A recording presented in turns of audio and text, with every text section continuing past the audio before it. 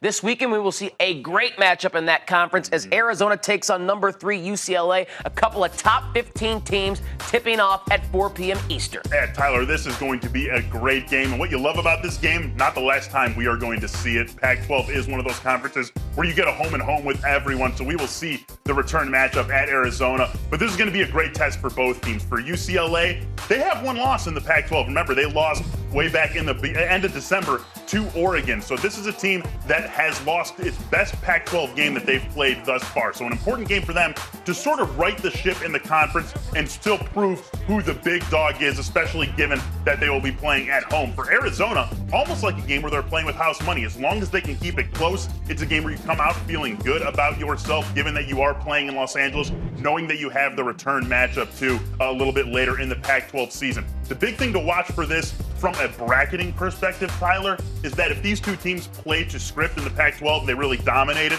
and then we had Gonzaga from the West Coast Conference, we could be talking about 2 of the top 3 seeds in the West region. The committee is only going to give geographic preference to the top 2 seeds in each region. So you really need to break into that 1 or 2. Gonzaga, with what they have to deal with in the West Coast Conference, almost certainly going to be one of the top 2. So there might just be a spot for Arizona or UCLA to stay out west. A game like this could go a long way to determining who that team is. We saw the other matchup we'll keep our eye on for this weekend in the SEC. Number 24, South Carolina, taking on number 5, Kentucky. Both teams undefeated in SEC play. Yeah, and South Carolina just got their best win of the season earlier this week when they beat Florida at home. Not necessarily the prettiest game that we've seen of the college basketball season. I believe neither team scored for the first 4 or 5 minutes. But hey, South Carolina not complaining. They come out of it with a victory. This is already going to be a net positive week for South Carolina. No matter what happens in Lexington over the weekend, they can lose that game and still feel good about taking down a really strong Florida team at home. But now they can get greedy.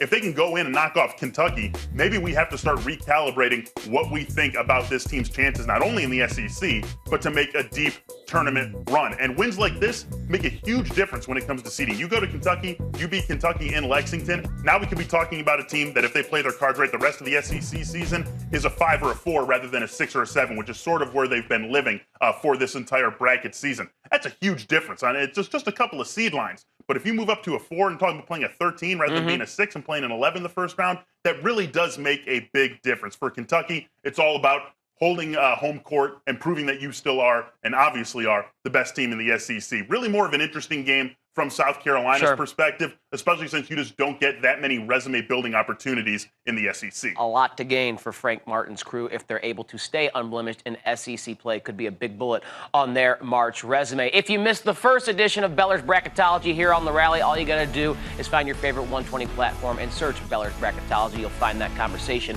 on the